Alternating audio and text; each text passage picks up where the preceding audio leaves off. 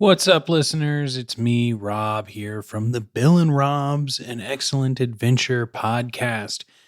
As you know, 90% of our episodes are all behind our premium paywall at patreon.com/Bill and Rob's, as well as the Pumpkin Spice podcast episodes. Now, here's the thing. You don't need to support the show, but if you want more, I would love for you all to head over there.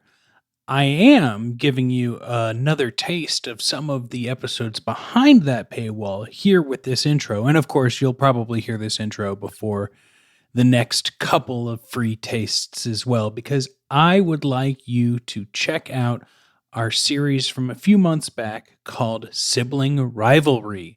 So I'm going to release a handful of those episodes to help entice you to join the Bill and Rob's world over at patreon.com/Bill and Rob's. Please join in. Please share with a friend. And please give us suggestions of movies and series you'd like us to cover. So join us over at Bill and Rob's An Excellent Adventure Premium, where you can get every single episode of Bill and Rob's, all of our video episodes, every episode of Pumpkin Spice Podcast, and every other little tidbit we like to throw over there. That's patreon.com/Bill and Rob's.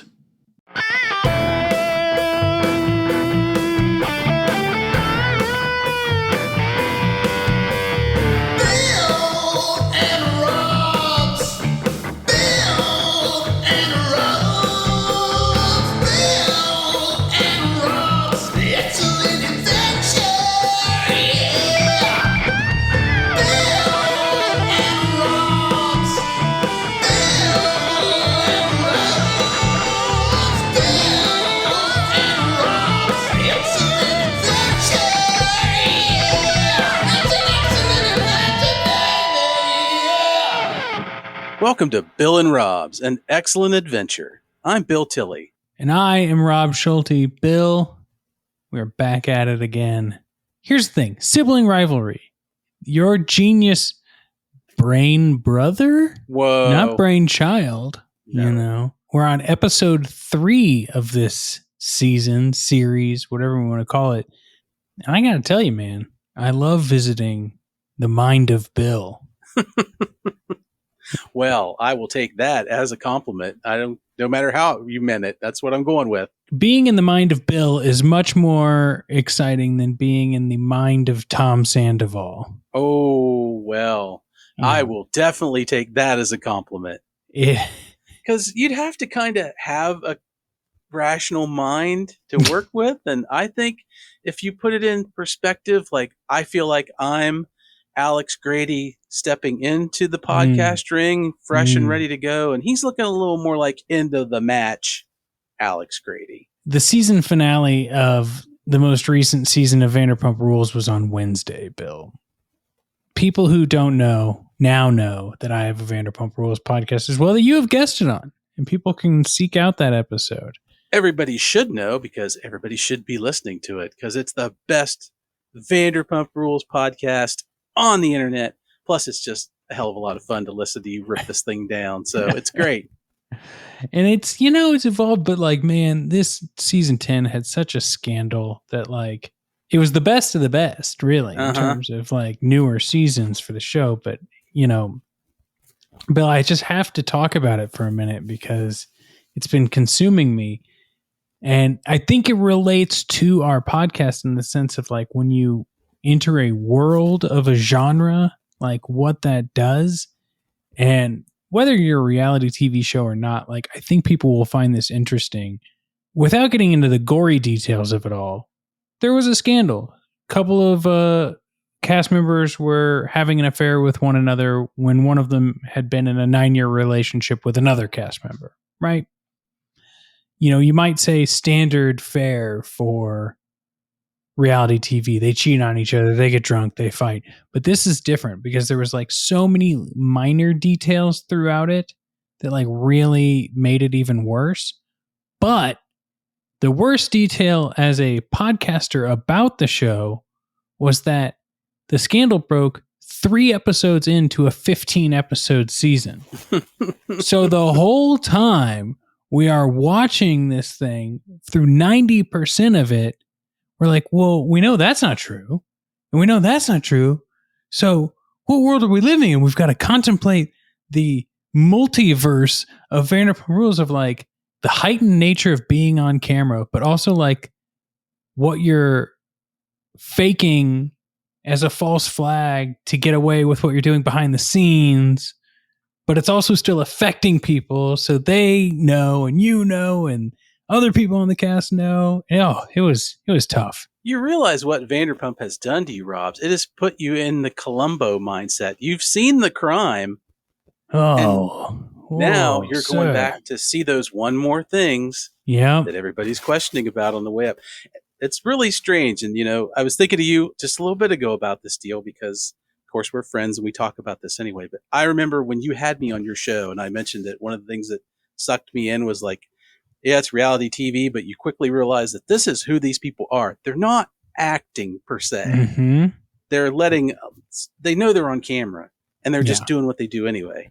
Yeah. So watching this is not like watching other things where you're just like, oh, of course, it's a bar rescue. It's a house flip. We all know how this script's going to go. We know what's going on.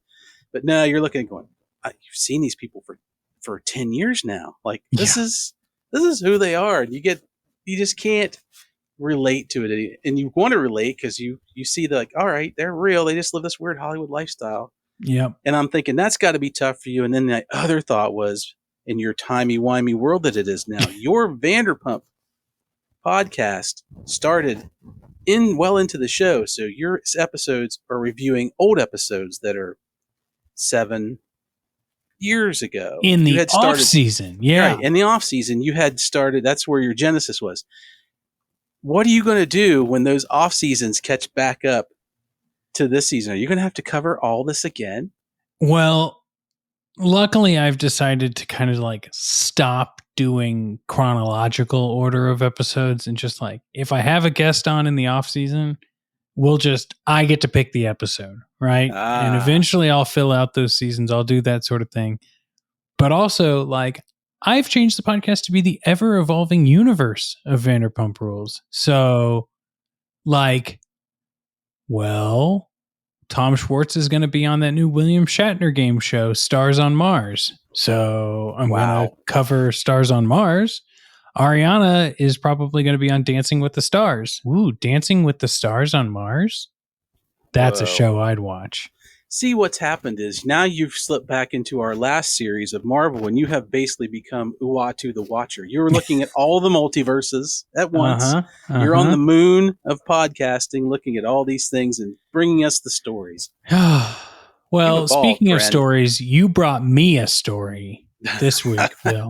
Boy, did I. Potentially one of the best stories. One of the best stories. Yeah. 1989's Best of the Best. Mm-hmm. Now, I found a back of the box, but is this another film where you had a back of the box? No, I didn't. I didn't have this one. I had to go find it on DVD to add to the Plex collection, but no, I never have owned the VHS of this one. Fair. Isn't it crazy that the DVD of this movie is 480p? Uh-huh.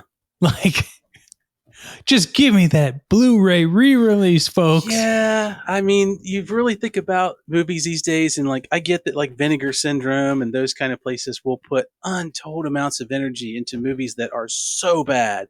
Like, I get why that's their thing, and people do want to see them, but it still just breaks me down that like, but this movie that's good, it has more mass appeal. Like, come on, really? You can't give it better. Let's say better than some of the movies that have been put out. Yeah, I mean, you can't upscale that for us, clean that footage up a little bit. Come on. Come on. Well, Bill, I just think, the best thing for this season is for you to read the back of the boxes, though. So, all right. I think it's just in your favor to do that if you're ready. I can do that. Actually, I watched the trailer for this movie while I was waiting to come online. I hadn't seen it in a while. And God, I miss movie trailer voice guy. Oh, that was just a great guy. In a world. So, yeah, I'm ready to do this. So let's take a look at the back of the box for 1989's Best of the Best. Eric Roberts, Philip Ray, Christopher Penn, John Dye, and David Aresta play 5 young men who are selected as members of the U.S. national karate team. Each teammate has his own reason for competing. However, they soon discover that in order to function as a team, they must put aside their differences and learn to depend upon each other. James Earl Jones is their unorthodox coach, and Sally Kirkland, their trainer who teaches them that winning is not a sometime thing, it's an all-time thing. Together, they enter an exhausting training period that puts their mental and physical skills to the ultimate endurance test. After 3 months of grueling workouts and personal conflicts, they are ready to face the highly skilled Korean team and become true champions. In an unexpected and climactic ending, these men come to understand what it takes to be the best of the best. Dun dun. How's that? That was great. Not bad. Yeah, I like this movie, and I'm not going to give away my 5 nights for $1 quite yet, but Eric Roberts, always great. I remember him when he had that very bit role in The Cable Guy, where he was essentially playing the Menendez brothers on a fake Menendez brothers type crime that was all the rage during Cable Guy, but he was Eric Roberts playing that. Genius. I was introduced to Eric Roberts in the movie The Coca-Cola Kid. Ooh, which is what was that about? It's a very cult movie. He plays a Coca-Cola employee who's basically he's trying to break into the Australian market and get them to adopt and sell Coca-Cola down there, but he has to basically try and take out the local down home pop bottling maker there and wipe them off the face of Australia so that they can take up their business. And it's by no means a kids movie. I watched it because my dad drove a truck for a Coca-Cola canning plant. Mm-hmm. Trust me, it was not what I thought it was, but I wound up watching it and I just kind of fell a little bit in love with Eric Roberts. He's in that Jim Carrey movie. He kind of reminds me if you cross Jim Carrey with maybe, I don't know, William Dafoe. Oh, yeah, I could see that. He can go either direction. So I love watching this movie. Especially with all the hair in this movie. Oh, he has the most amazing. I will not call it a mullet. It is not a mullet. It is a spectacular power do. It's like a Fabio type do. Oh, yes. It's not to be believed. Not at all. Bill, I don't want to waste any more time because I think our segments are going to be a lot of fun this episode. But we should say, James Earl Jones is in this movie. Mm-hmm. There are people in this film like James Earl Jones, Eric Roberts, Philip Reed, like the people you listed in the back of the box, Chris Penn, Tom Everett. You kind of go, wow, best of the best. Had some heavy hitters. Yeah, it sure did. Louise Fletcher's in this movie. Yes. Nurse Ratchet, Kai Wynn from DS9. Wow, yes. Even the little son, Eric Roberts' son in there, who's Walter Grady, played by Eden Gross. He's rather famous in a particular genre that you are fond of. Yeah, he was like the kid in the commercial in the Child's Play movie. Yeah, and you also get the legend John P. Ryan, who he's one of that guys, but I always think of him as the robot teacher from Class of 1999. And almost when he powers on the screen in this movie, you kind of get that same manic energy, like he could just spin his head around at any moment. He's just one of the great faces to be an executive of something. Yeah, absolutely. Well, let's just talk about some fun facts.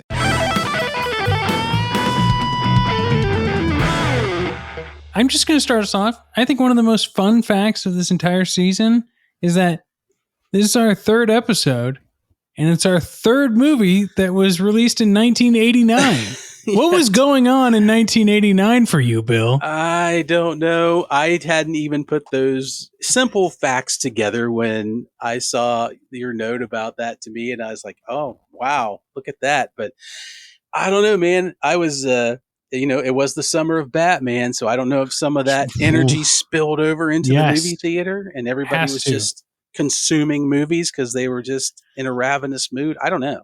But tell me this, Bill, where were you in 1989? 1989, I was a sophomore in high school. Okay, so that's important movie time. Yeah. That is, I was a sophomore in high school.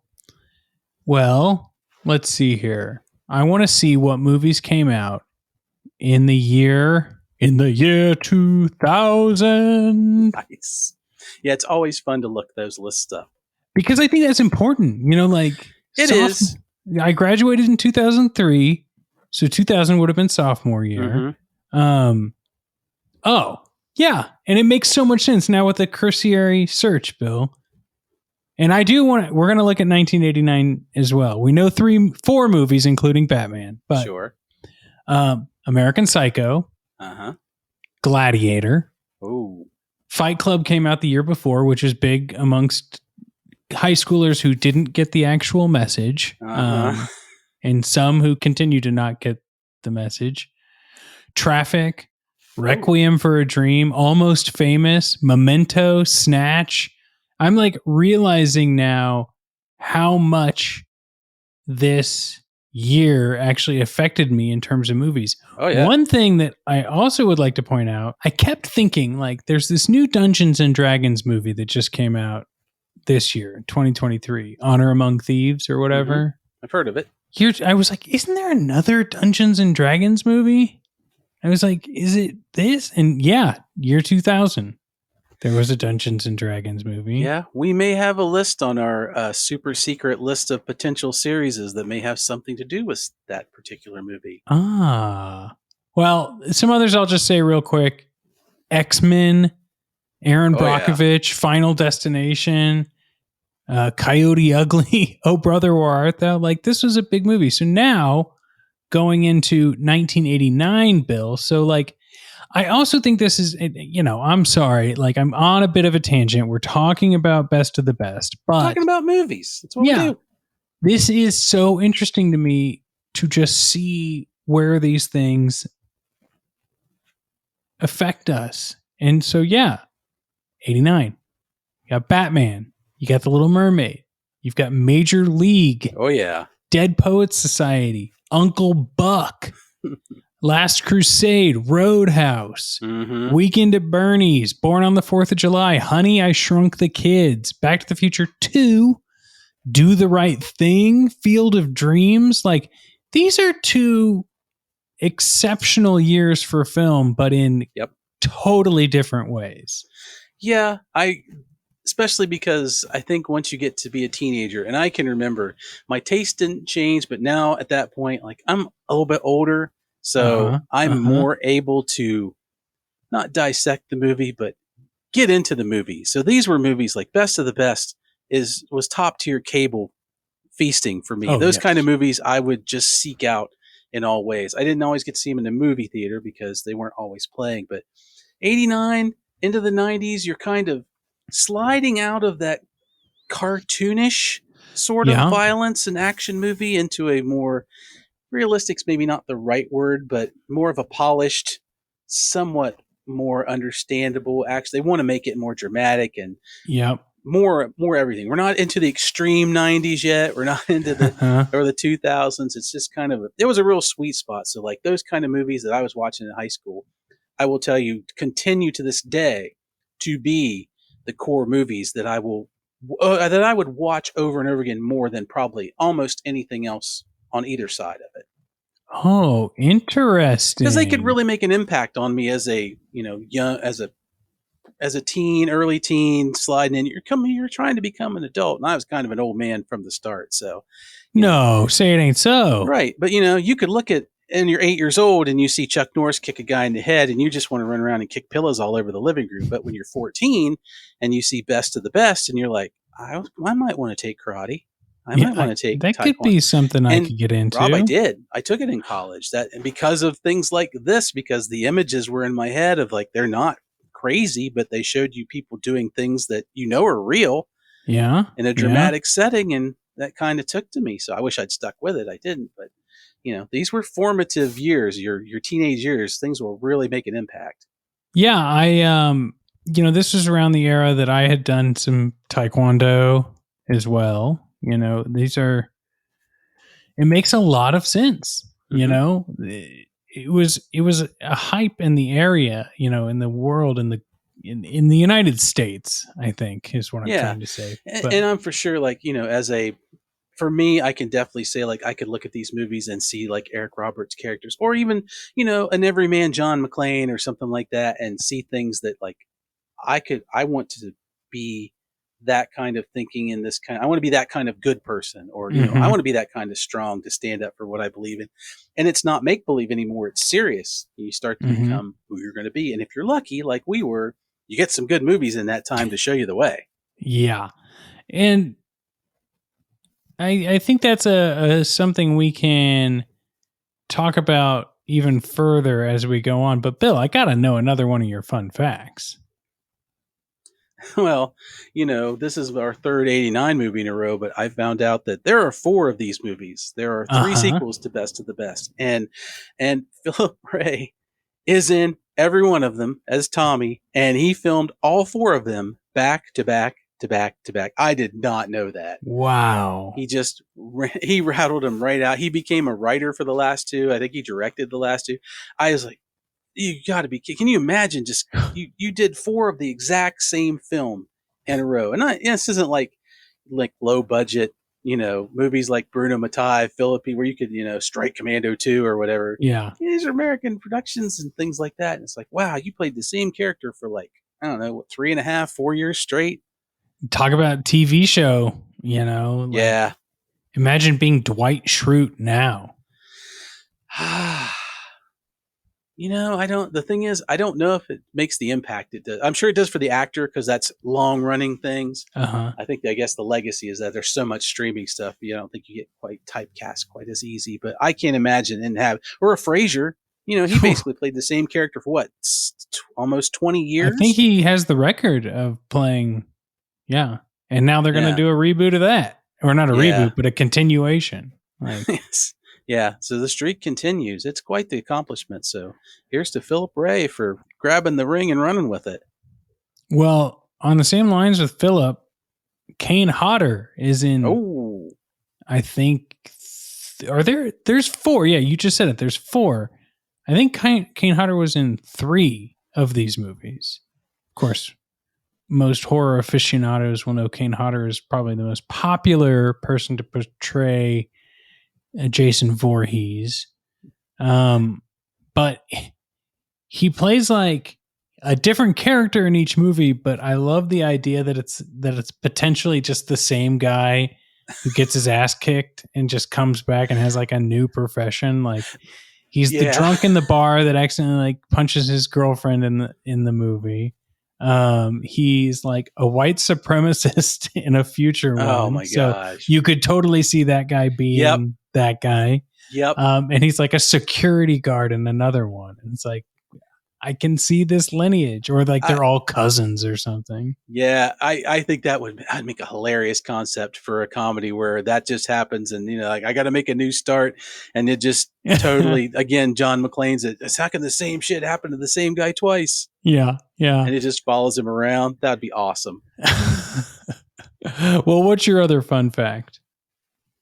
So, of course, when you watch these martial arts movies, one of the things that can really make or break it is, what do your stars really know about fighting or karate or whatever martial art they're doing, which in this one is taekwondo. And when you watch Eric Roberts as Walter Grady in this movie, he's really good. And that's because he has, and had at the time, an actual black belt in taekwondo. And Wow. so, he pops on and he's got some really neat stuff. He's got that strange Karate Kid like stance that he goes into when he starts his matches. It's not a moves per se, but his fight scenes are great, and his training looks great. And of course, Philip Ray he's a master martial artist too. And it sells. Like, everybody in this movie almost with their fighting skills sells it, but particularly these two on the American team. And watching Eric Roberts do his bit, which is the long protracted fight, he and Tommy's fight are the two longest of the whole thing. And he just looks great. And it's great to see somebody who knows what they're doing, who can really sell it and not make it cheesy in a way. Like, of course, this is a low budget movie, but this is the kind of work that elevates a movie with a lower budget or maybe lower expectations and just goes, nope, I'm going to be the best of the best at this thing. And he does a great job. Yeah, this movie reminds me a lot of one of my favorite movies that we reviewed and talked about on our old Twitch show, Sidekicks. Mm-hmm. It is very Chuck Norris-y. That's obviously a Chuck Norris movie, but this has that same sort of vibe, but like not as like ham-fisted moral lesson at the end. Like, it's got a good story towards the end of this movie, but it's not a Chuck Norris level of magic in it. Right. Yeah. There's no overlying crime ring that has to be knocked out before the team can take off. It's all contest driven, which also there's no kid in a wheelchair at the end who picks up a karate magazine and is like, yeah, that's going to be me, Yeah, shakes his broom to the stars and promises, he'll take up the mantle. No, there's none of that. It's all very relatable. When you get a Chuck Norris or you get someone like in that movie, Jonathan Brandis, rest in peace, did train to learn how to do that sort of stuff. And it makes a difference because I don't know if Joe Piscopo has a martial arts belt of any sort, but I do know they didn't really show him fighting much in that movie. No. Yeah, I don't know. I think there's a big difference between working out and, knowing how to fight. But, it's the Rocky syndrome. You start out with people who aren't boxers, and depending on what you put into it, you can sell it or not sell it. Mm-hmm. So, and like you said, the Chuck Norris movie, of course, Chuck is an amazing martial artist. We all know this. Yes. But the kind of movies he makes are not these kind of movies. And these are the more Karate Kid like inspirational, realistic, quote unquote type of stuff. I actually saw a quote that said Chuck Liddell, the UFC fighter, this is his favorite movie. Wow. Like, this inspired him to go and do what he did, which was become one of the best fighters in the world. It's that kind of thing. Or, it's a movie that gets you to go, I should start running. I should start working out and hitting that old bag again. Yeah, it really does. And I love that sort of like motivational film. But let's move on to our likes. Absolutely. I'll start off with the fact that everyone on both these teams, both the U.S. team and the Korean team, everybody looks real. And what I mean by that is they all aren't like Chong Li, Bloodsport, crazy-eyed, strangely proportioned, or behemoths and unstoppable killing machines like Dolph Lundgren or anything like that. Like, they're all regular-looking people. So you could totally see them, and that's what they are. They're not really playing characters, especially the Korean team. Like, they're brought in to be a Korean Taekwondo team, and that's exactly what they are. And they look like somebody you could actually meet somewhere, and they act like regular people. Eric Roberts' character, Alex Grady, has a job at the Firebird building plant in Michigan, and you see what his life is like at home, and you see where the other guys come in. Even the character who's a Buddhist, Virgil, he's not defined by some weird stereotype. It's part of his makeup, and that's what you do. And you just go, oh, and you learn to make him like you were meeting somebody in a dormitory. Sure. And they're relatable. So the only one that's kind of an outlier for that is, of course, Travis Brickley, played by Chris Penn. And I'm sure we'll get to him later. But I really like the fact that this is not a superhero looking movie where everybody's just roided up or just they're acting in ways that people just don't act, or they're so driven like they can't blink or look or anything like that. It's very, very relatable, and that makes another big impact on what you're watching on screen. So I really like that. Yeah, I do too. And I couldn't say it any better because I've said it in past movies. Like, I love when a movie has texture, and I think real people add to that texture. It makes a film more believable. Whereas, like, that's something with superhero movies. Like, I know that they have to be fit and in shape, and maybe the super serum makes them that way, but they need to also look real. And I think that's like a big problem I have with, say, like Spider-Man movies. They're fun to watch for sure, But in the MCU, everything has to be this nanotechnology that fits them perfectly. Like, I want to see shitty costumes from a character that would have a shitty costume. Yeah. You know, make it look the real. part, act the part, and you'll go with it. Yeah. Yeah. I'm taking a step back with my like just a bit. And I think it's in the same vein of what you were saying, Bill. And that's that, like, it's a fun late 80s fighting movie. We talked about like why that's fun. But you have nothing to win or lose by watching this movie. Not that you ever going to like win the lottery by watching a movie, but like it's just a fun flick to experience. It's nothing you have to invest a lot of time or energy into. It's not going to like really make you think about the world differently. Might make you jog around the block, like you said, but it's like just a fun movie to put on. You could like be tinkering around your office and have this movie on and partially paying attention or not. You could be fully paying attention to this movie and get something from it and enjoy it. Or you can just have it as a movie. And I think those types of movies have value, you know, like being able to be like, yeah, I'm just going to put it on because it makes me, it's a movie that brings comfort almost just to be on. And I like that a lot about it. Totally agree. Oh, what's another like that you've got? I like the fact that they were able in this movie to incorporate kind of spiritualism and mental acuity and positive thinking things and talents and lessons without making it some kind of mystical nonsense that 80s action movies can fall into, that easily trips out to where all of a sudden, and I'm not ragging on any of that kind of stuff, those things have their place, but you know, it's kind of like the point where Karate Kid, when Mr. Miyagi does the hand thing and heals Daniel's shoulder, it's like that kind of comes out of a little bit out of nowhere, and you're like, oh, all right, in a movie that's already a little bit out of nowhere that he got that good at karate that fast, but not the point. And in this one, like they have Sally Kirkland's trainer, whose name is Catherine Wade, and she's their spiritual advisor, and she does it like a teacher. Like she says she's been in the Far East, she's learned some things, and she incorporates them in a teaching lesson thing that you could totally see working within an athletic environment. And that really grounds everything. Absolutely. It doesn't make it seem heavy-handed or dumb. And like you said, Rob, it's not a big production, but it's just one of those things that flows along this movie that you can pick it up or not. And she makes one great quote in this movie that I would say would definitely make a great t-shirt in our store.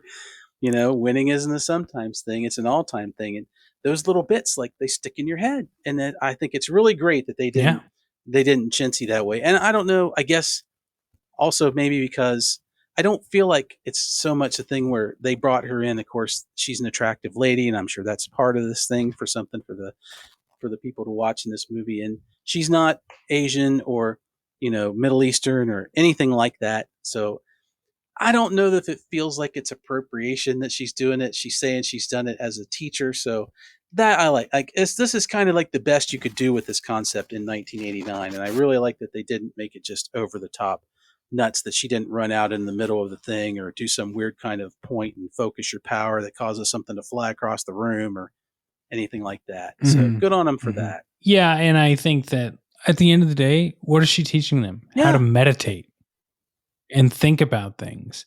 And especially, like, it's hard to get men nowadays to sit with their thoughts and work through their problems by like calming themselves down, you know? So being able to even put that idea into a movie in 89, I think is a step forward. Yeah. And really present it as something to be taught and not just some fun spiral out of control, weird magical moment that just, oh, this will be great. It'll look great on screen, and she'll actually, her hands will glow and these things will, nah, she's just a teacher, and I love it. It's not Mortal Kombat, you know? Yep. Well, my other like, Bill, is it falls in line with everything we've said. Like, everything is very real in this movie, down to the point that the training facility looked incredibly boring. made a point of noticing that on my end too. Like they do this sort of like Rocky IV thing where they'll jump back and forth between the guys training in Korea and the guys training in the United States. And it's very much like we're running through the snow in Korea and we're standing under waterfalls and we're like training with the elements. And then you like cut back and it's like we're in the middle school gym punching dust off of our but here's the thing, that's what gyms looked like then. Like not everything was like high-tech equipment, of course. Like you can't go to a gym now that doesn't like have everything built out of like really large pieces of plastic shaped in like Jetson style. Yeah, it doesn't look like even like a Planet Fitness. Figures. It's just I watched this movie with my wife, and she's like, "Where do you think they filmed this?" I'm like, "At whatever community college wasn't having class that day," because that's clearly what this looks like. And that's fine because you think about it, it's like not every team that's sponsored by a country for anything like the Olympics or stuff like their training facilities all don't look like these giant palaces of training with monitors and all that kind of stuff. They're just the buildings they train in. And it's fun to watch them, just like you said, roll around on this gym floor using whatever equipment is already set out for the intramural teams that day. But yeah, gets the job done. Yeah, it gets the job done. Well, Bill, should we get the job done? And if there are any things we disliked about this movie, should we talk about them? Sure. No movie's perfect. And, just because we dislike some things doesn't mean they won't be fun to talk about. So I think we tie into a couple of these. Do we now? Well, you went first last time. Should I go first this time? Sure. Not exactly sure what the overarching story was besides beating another country in a tournament, which I guess is fine. I don't quite know the stakes. And maybe that's on me. Maybe I missed something. Maybe I didn't. But like, why is it so important to beat Korea in this movie? I don't think you missed anything. It is strictly a contest that has been set up between these two people. And like you said, there's no real evolution of a lot of people, not even really Travis, who's like the redneck of the team and all that kind of stuff. But, I guess the growth comes at the end. And the only reason it comes at the end is because like 5/8 of the way through the movie, we're given the reason for why there's going to be a dramatic moment at the end of this movie. And are they going to stick to their principles kind of stuff? So, yeah, I mean, it is largely exactly what you see on screen, and they're kind of little bits and journeys to try and get where they're going. So it's all it's a character story. It is. It's largely a character story with a bit of an action-oriented moral quandary thrown in at the end. So what's going to happen? Yes. So, yeah, I see where you can draw that conclusion. I'm right there with you. Yeah, because it's not even like the Olympics. Right. It's just a tournament. Yeah. But anyway, what else? Bill, I can't imagine you disliked much, but well, that's not true. I did find a couple of things that I disliked. So this is one thing I truly did dislike. So we do find out, my 5/8 remark from earlier is that Coach Kuzo, James Earl Jones, we find out through a series of flashbacks that Tommy of the American team, his brother is killed in a match, and it turns out to be against Daehan, the very man that Tommy has to fight. So there's your revenge factor. You see that play out, which of course that from the earlier flashbacks, but they drag it out a whole lot. But you find out that out of nowhere that Coach Kuzo not only knows about this, he's hid it from the rest of the team. He's hid it from Catherine Wade, the new trainer, and he's not really hid it from Tommy, but he knows this trauma, and yet he reacts like nothing is going wrong, and he puts this guy whose brother was killed by this other man he has to fight. And he does this on purpose. He puts him up there. He trains him. It's like, dude, that's not okay. What you're doing is 1,000,000% not okay. This man has gone through major trauma. He's lost his brother, and he's clearly got some psychological issues. And you're just going through the day like, just another thing. And then he's got another day. Just another day. Like you said, it's like, well, we got to win this match, but like he's not, is he winning it for him because he feels responsible for Tommy's brother, but he doesn't really act like it? And then is he doing it for Tommy to help him get over it? But he never tells him he should do that. He's never like, this is your chance, to come around and make peace. It's just this weird mess of a moment in the middle of this movie, and it really makes him look like a serious ass. It's not a good look, and it just kind of puts you back on your heels when you see it go down. It's like, whoa. Yeah. It's hard to get behind the coach in this one, that's for sure. Because you're with it. Like, he's playing James Earl Jones, of course. He's playing a great hard-nosed coach, and you're like, all right, he's doing the trope, but he's doing it James Earl Jonesy, so I'm down with it. And that movie really kind of put me off on being a fan of the coach's techniques. Their lack of training fails him. Yeah. I keep trying to get that Darth Vader quote. Yeah, their lack of faith disturbs him.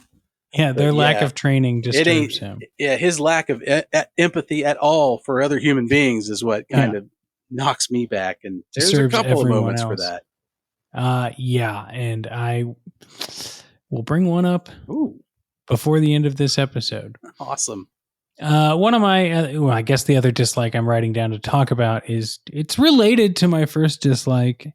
Like, there's not really any character arcs either.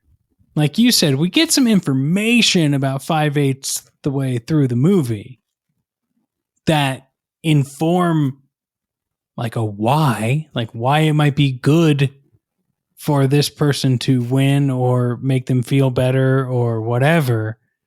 But we have no reason to root for anyone except for the fact that we're informed at the beginning that Eric Roberts' character has a busted shoulder and that this might be his last chance, but it's not really like sold to us at all. It's told to us. Right. And the other people on the team, they make good friendships, except for Chris Penn, but like we have no reason until later to think of anything. And that can be okay. But especially when it comes to Chris Penn's character, like all of a sudden he's like, wow, yeah, we should work together as a team. Yeah. And all the shitty things I said before, no one cares about anymore because now we got to work as a team. And so like anytime you saw Chris Penn like rolling his eyes during the meditation that everyone else is taking serious, all this training that has to be done, all of this making fun of the like types of food he doesn't want to eat or whatever. Like, even if we did get a good character arc for him, he still didn't train the way the other guys trained. Right. So it's just a little bit frustrating from a perspective of watching it. Yeah. Travis's point just seems to be to have the moment that kind of goes, they're a team when he says the thing. And even Alex's thing where, he's got a kid and his mom's worried about him. Like, he goes and asks permission from his son to go on this trip, basically. And it's like this love. It's a loving moment. The kid doesn't have any problems with. Like, there's no moral quandary for him to overcome or choices to make. Like, you're going to miss my birthday or anything even like that. The kid is super supportive. And I guess part of me was like, oh, there's no conflict here where there probably would be. And that makes story. But, conflict isn't always the way. So showing me a loving family really didn't bother me, but in that sense, sure. But the lack of backstory for the others, because they're just kind of there, it would have behooved us to learn a little bit more about why, I think maybe just why they wanted to fight, what got these different people into Taekwondo. Something would have been a little better to drive it along and not feel just kind of like, okay, here you go, here's your team, we're gonna do the thing, we're off on the plane, we're gonna fight. But yeah, was there anything else you disliked? Yeah, and this really jumped out at me. I'd kind of forgotten. It had been a while since I'd seen the movie. I don't understand why the writers of this movie decided that at the end, the Korean team had to start using illegal moves and cheating to win this fight. Like, no big surprise as the match goes on. The Americans are told the whole time they're outclassed, they're overmatched, and the Koreans are winning this fight pretty handily. Yeah. Through up till Travis's fight, and then things start to pick up. But it's almost like they tried to make this weird push, and maybe Rob, it's like we're saying, like maybe they looked at the script and were like, hey, there's not really enough here to get Mhm. anybody motivated on the audience to take sides or whatever. And it's like they made this weird push to make them now the evil Korean Yeah, team, even though there's just the one story with Daehan, which is pretty messed up. Don't get me wrong. sure. But the rest of them, we don't know anything about these guys other than we get their dossier, and that's about it. But it just doesn't fit the motivation setup because everything about this movie before is just like telling the Americans, do your best, give it all. Hey, James Earl Jones, if you give me everything, you'll be proud, I'll be proud. It's one of those things. And then there's this, we're gonna basically again blood sport it up and start doing things that the ref can't see, and everybody's yelling, and just short of throwing like the flour in Jean Claude Van Damme's eyes into Eric Roberts' face. It's like it just clangs out of nowhere, Yeah. and then it really clangs to get us to the end of the movie where now we have this moment of brotherhood between the two themes, and it's like 10 minutes ago you were cheating your ass off trying to kill this guy almost basically, and now that's kind of like swept under the rug. So I think it really stinks that they threw that element in there. It's in a movie that we're telling not doesn't have quite enough conflict or story in some places. They tried to give it to us, and I wish they hadn't. I wish they just Yeah. kept that out of it because it just does not work. Well, Bill, I got to ask you what worked for you in ways of amusement. Oh boy. Oh boy. This movie has some moments.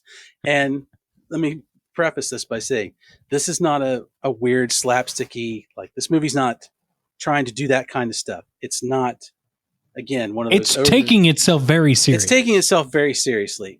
But there is a moment where one of the big conflicts is Walter's son, or excuse me, there's one of those moments where Alex Grady's son Walter, he's told Yeah. kids been hit by a car, got to go to the hospital. It's there. Here's your moment of quandary for one of the players. So he gets to the hospital, and I'm once again want to reference my wife, who is a nurse. I love it when there are hospital scenes in movies because I have her specialty to fall back on. So Alex runs into the room. There's Walter in the bed. He's hooked up to an IV. And the first thing my wife says is like, that IV's not turned on. And you look at it, and there's clearly nothing coming out of it. The kid he's got the breathing thing in his nose so he can get the air. Cut to Eric Roberts looking concerned, and you watch a ventilator going up and down. And my wife's like, they haven't used those in forever, and that kid's not on a ventilator. So apparently, Alex Grady was so upset that his son got hurt that he wandered into another person's room and sat there for a while watching their ventilator go up and down. I don't, why? And then after all that, they go and we're clearly told, like, well, the plane's leaving in 3 days when Walter gets hit on his bike. And yet once they turn the IV on, I guess, because that's why IVs are great, he's well enough to be on a plane and flown to Korea to watch his dad fight in a tournament. What is I going guess on? so. Yeah. It made me laugh the whole way around. It's like, this is like 6 months worth of kid plot development jammed into about 18 hours. Yeah. He healed really well. Maybe it wasn't as much of an emergency as he thought it was. Maybe not. So maybe the coach had something going on there. Maybe he was right. And we don't know other that, or just, hey, IVs are great. And once you turn them on, everything's going to be fine. Super serum. Mm-hmm. We were talking about that. Well, my first amusing moment is related to that as well. Like, I just found it hilarious. Like, James Earl Jones is a hard ass, right? Uh-huh. His character, Frank, their coach, is just so intense, so dedicated, has his reasons. Eric Roberts comes to him. My son was hit by a car. He's in a coma. I don't know. He might die. And James Earl Jones is like, you knew what you signed in for, or you know what you signed up for. We've got a karate tournament, not anything else but that. In 3 days, you cannot go home and see your son who might die. What? Can you imagine this situation coming up today, current day? Yeah. And this flying, it's like, you're right. It's insane. It is insane that anybody would tell this to a father at this particular moment over training for for a contest. I'm like, I'm with you, Rob. It blew me out of the water when I watched this thing. I'm like, man, Yeah. forget Darth Vader, the man doing the voice. That's who I don't want to mess with. Yeah. It's intense. I imagine a world where we just take Coach Kuzo and just insert him into different jobs. Like Coach Kuzo, hard ass librarian. Your book was due yesterday at 4:00, not 3:00, 4:00. Can I renew it? No. Well, give me another amusing moment from your neck of the woods. Oh man, I tell you, Coach Kuzo is the gift that keeps on giving for this one. So we get our prerequisite bar fight in this movie. So of course, we're told the boys got to go to town. It's your last night. Da da da. We all know where this is going the minute it happens. This is a tired trope, but I like this one because I think because the guys are real. I like their back and forth, the talking they do. They're not setting out to have a bad night, but it's fun. It looks like they're having fun. Of course, Travis pushes things too far. That's your another big bonding moment. So this thing, they wipe out this bar. They just wipe it out. It's classic Roadhouse all the way. And this is a long fight scene. What would you say? It's probably, a good 5 minutes of film time? Maybe a little more. So after they have cleaned house and all the boys have whipped all the bar guys there, Coach Kuzo, who's sitting at the bar this whole time because he knew it was coming, looks around and just tells everybody, that's enough. And they're all knocked out. Everybody in the bar is unconscious. I'm like, little late, Coach. Yeah. You had a few moments there that you might have been a little bit more useful, buddy. Yeah, like, I should have told us right off the bat. Coach Kuzo, I don't know if he's a sadist or what, but he's got some dangerous tendencies as someone who has to look out for the emotional and physical well-being of others. Yeah, that is very true. That whole bar scene, ridiculous. It is, but it's kind of great. Okay, Bill. Here's my other amusing moment.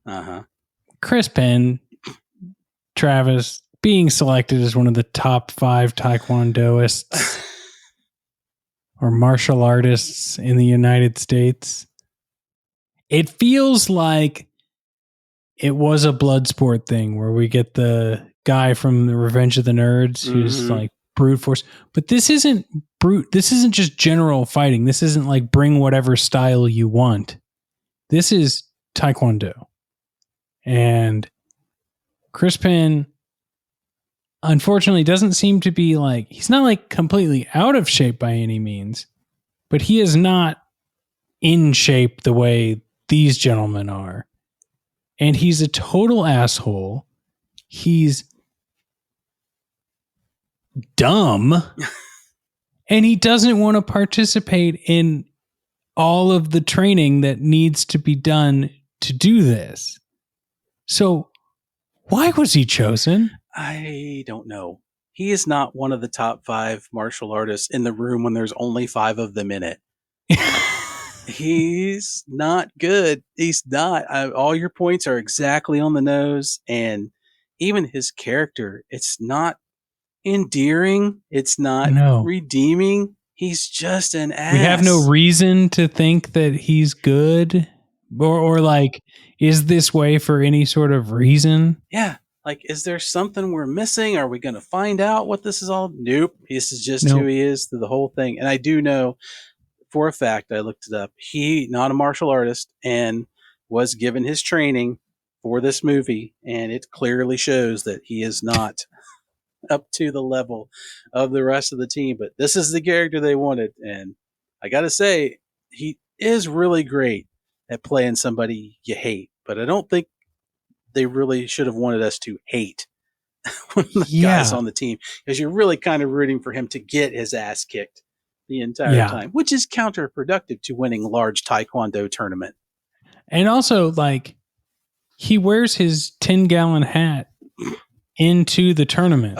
Such a douche move. And you kind of want to be like, are you asking? Like, you literally put a target on yourself. Yeah. Yeah. It is a real ugly American type of moment. Really bad. Well, and it's just, he just looks dumb. Like, I love a good cowboy hat, but I'm not wearing a cowboy hat that's that big to certain scenarios. It just doesn't seem to fit. And plus, it just didn't go with his attire. No, you know?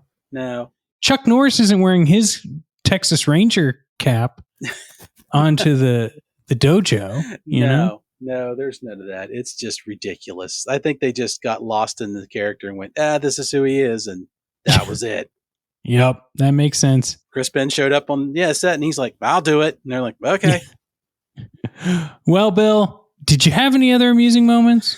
Oh, there's so many little bits and bobs there. You know, I kind of like the fact that we find out, you know, that at the end of the movie, Daehan, the nemesis for Tommy, you know, he offers himself up as his brother, and you find out in the credits they really are brothers. I kind of glossed over that. I'm like, you're trying to be meta movie? I don't know where you're going with this, but I like the fact also that Sonny, who is one of the members of the American team, when he shares a room with Don, the other trainer, who's the statistician. And I like they have a neat little thing where like, oh, they can't afford like another room at the college to put the actual team in without bunking with the coaches. But you find out that Don is a bit of a stat nerd, and of course Sonny's got his headphones on and he's like jamming out, and you're thinking, you know, metal or whatever, and listens. It's opera. It's classical music, and they both are digging it, and they're just kind of grooving out in their room together. And I'm like, that's hilarious. None of the old, you know, it's Pantera, we're going to tear the walls down. And the other is a Felix Unger going, it's like, they're both into it. So that made me laugh. Well, Bill, how are we going to rate this one? Well, we are going to use our tried and true system we call 5 nights for $1. You walk into the video store, there'd be the rack in the back that had a bunch of movies, might say something like, any of these movies, rent them for 5 nights for $1. So you've gone, you put down your dollar, you've walked off, you pick best of the best based on only this movie. How many of those 5 nights are you going to keep it for after watching this? Rob, how many nights are you going to keep best of the best just hovering, perched in the VCR? Not in the VCR, but you know, that short eject where you can still read the spine just sort of sticking out. How many times over the next 5 nights are you going to push that baby back in the slot and watch some more? I think I'm going to do 3 nights. 3 nights. I like this one so far the best out of our Sibling series. It was fun. I've liked what we've watched, but something was difficult about the previous 2. You know, like it was hard to even pay attention to aspects of them. This one, pacing was done well. It was a decent, like I said, comforting, like put it on the back. You hate Chris Penn's character, but like that's few and far between. And it was a nice little fighting movie. So 3. And you know what? I'll keep it the next morning and see what else I can get. So 3.25. Nice. I'm going to come in at a solid 3.5 on this one. Nice. Yeah, I'm definitely going to watch it the first day. I'm going to keep it around and probably pop it in the day after. This movie is what I would call, and this is not an insult, a great little middle of the road movie. It's not overblown like Driving Force, where it's a ridiculous concept and it's that kind of movie and doesn't quite do the job that well. It's not undersold. It's got a story. It's got a relatable concept. It's just this great little set piece with some really good actors who do everything from, I think, really great performances to even the guy like, and I'm not dogging on Chris Penn because if he's told to play a jerk, he played a jerk to perfection. Yeah. So he did his job. It's like his whole oeuvre. Yeah. It's not hard to follow. You know, like you said, you can either sit and watch this movie hard or put it on in the background and just kind of let it roll. It's not super long. It's kind of the perfect B movie. It's just this fun little thing that you can have for not a too long section of time to where it all starts to go unravel and just enjoy it. And it's shot really well, I think, for what they've got. It's not bad quality. The fight scenes are really good. You understand everything that's going on except Coach Kuzo's manic parts, which you don't have to deal with those until they kind of show up at the end and you go, all right. Okay. So outside of that, I think it's just a really great movie, and it's a movie that you can come back to and kind of. I know we don't compare these to other movies, but let me just put it this way: I've seen this movie more times than I've seen any blockbuster that I've seen in the last 15 years. More, Oh, definitely more wow. than movies that they've spent $300 million on. I wouldn't watch a Star Wars sequel movie again to save my life, but I'll watch this movie again because it's good. It's a really good movie. So 3.5 out of 5. Love it. Well, Bill, you brought another big one to the table. We had fun. We got to thank Rob Adler for editing these things and being part of the adventure team. He's one of the best for sure. Absolutely. And we got to thank everyone else who's joined us on Patreon. And if you haven't yet, well, you're not listening to this. But we encourage you that have to send this to a friend. Convince them that they need to be the best of the best and join the Bill and Rob's Patreon. Absolutely. We want all of our friends out there to be the best to each other and to everyone around them. And please be some of our best interactors online. Chat us up on the Patreon. Let us know what you're watching. Do you like this kind of stuff? We'd love to get some feedback on these episodes. So it would be really great. We're hoping to build some community over there. And we have started. We have 5 patrons at the moment. So hello to our new patron, Jesse, as of this moment, who recorded. Mm-hmm. And all the rest of you out there. And please do share it because, we like to share our favorite movies with everybody. So please share if this is one of your favorite podcasts. Let other people know about it. It would be great. Absolutely. All right, Bill. Well, I'll see you next time. What are we watching next? Next week, we are watching the 1996 movie Overkill starring Aaron Norris. Whoa. Yeah. So I'm going to go out on a limb and say, especially based on the movie poster, it's going to be some kicking. It's a little bit of kicking. Going to be a little bit of kicking going on. And there's probably going to be some people that need kicked. And luckily, I think Aaron Norris is probably going to do a good job of kicking them in various ways. You love it. You love to see it, Bill. Yep. You got to love it when that last name is followed by a first name that you don't recognize right off the bat. That's why we're doing this. So we'll have a good time no matter what we're watching. Awesome. Well, I will talk to you soon, buddy. You bet. See you, Robs.